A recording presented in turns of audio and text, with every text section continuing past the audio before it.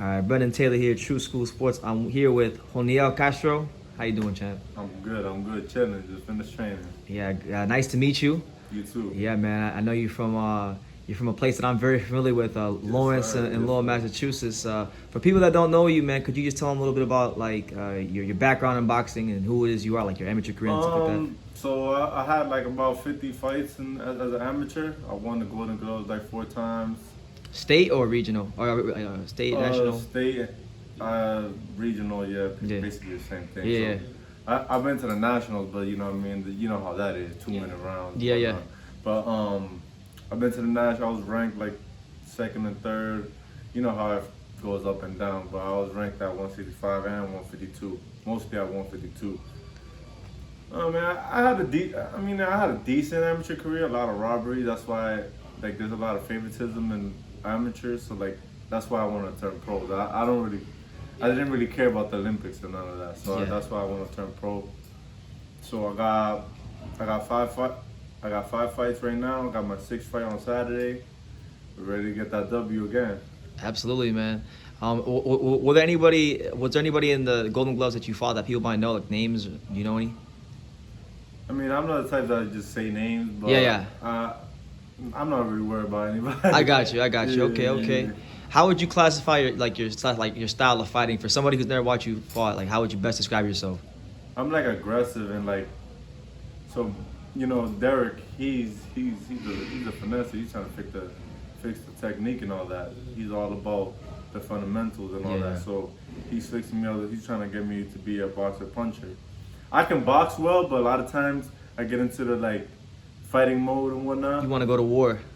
Yes, sir. But now like I'm starting to fix all that because Derik Santos, he's fixing me up with all that. Yeah. Would you say like in your life outside the ring that maybe you're like an aggressive person, because a lot of times fighters fight the way they actually are outside the ring? I mean, I had a rough childhood, so I guess so. Yeah, living in Lawrence, you got When you come from a city or a place that's rough and hard, if you ain't hard, you're not gonna survive. So you gotta take that mentality back into the ring. Yeah, that's a fact. Yeah. What made you start boxing? I was into a lot of trouble fighting in the streets and stuff like that.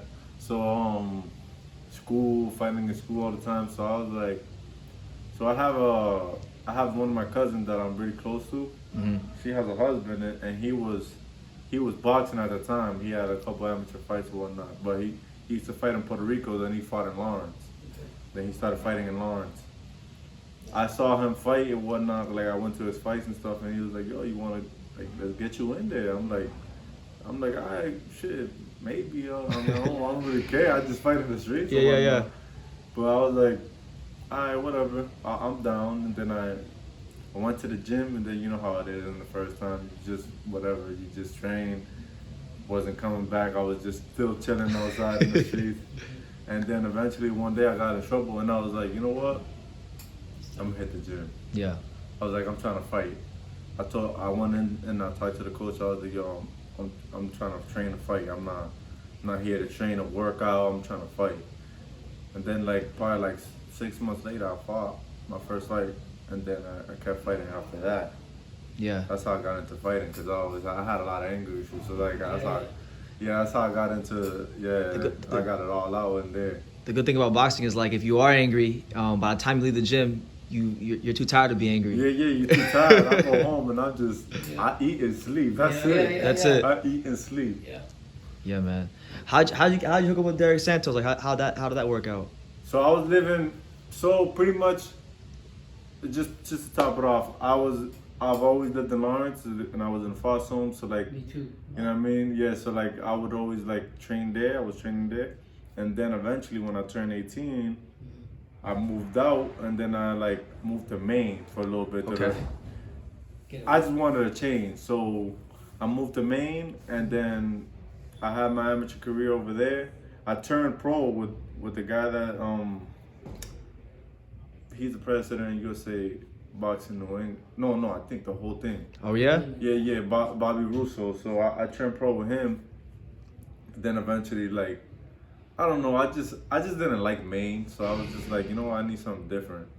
I moved back to Worcester for a little bit with my mom, and then was just selling it over there, and then I was training at Camp Get Right. I don't know if you know that, but No. I was training a little bit over there, but wasn't really liking the training or whatnot. So one day I just decided to go to Florida, and I was like, you know what? You know what? I'm Take a going. chance. That's what a lot of people wind up doing. Yeah, so I did it, and then when I first got here, I was looking for gyms and like looking online and stuff like that, and I couldn't find anything. I'm like, you know what? There must be something. There gotta be something. Like, Right. so I was like, you know what? Let me look around. So I went to Del Rey. Okay, there you Went to be Del boxing. Rey, yeah, and then some guy that used to fight for Steve,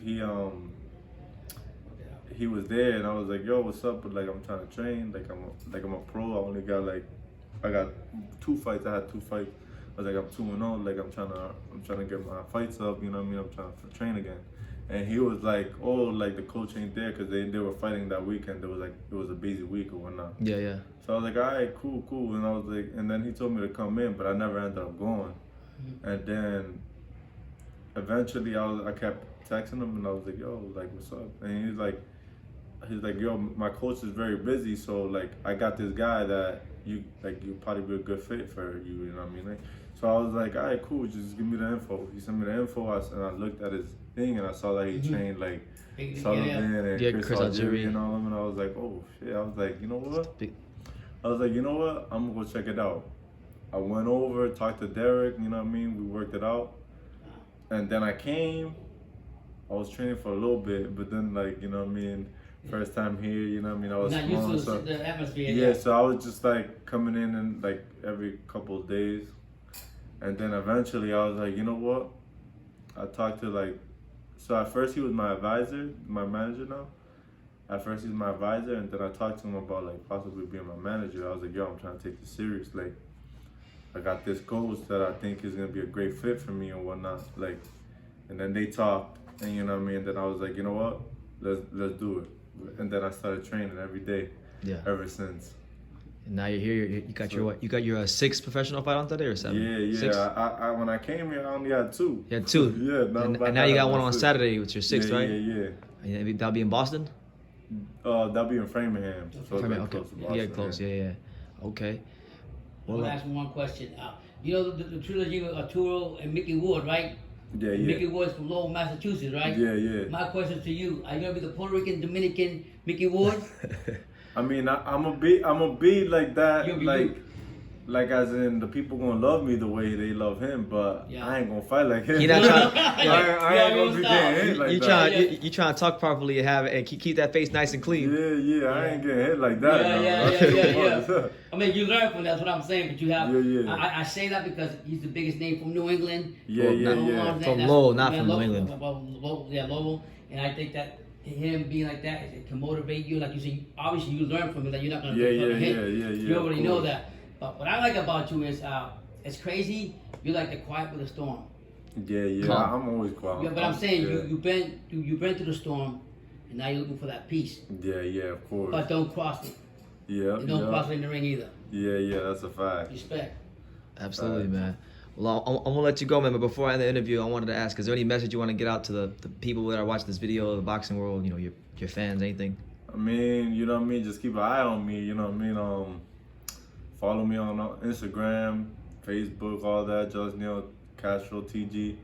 On Instagram it's Josniel TG. You know what I mean? Just watch out. That's it. All right, so there you have it, man. Josniel Castro, New England's very own. Thank you for talking to True School Sports. Appreciate you. Yeah.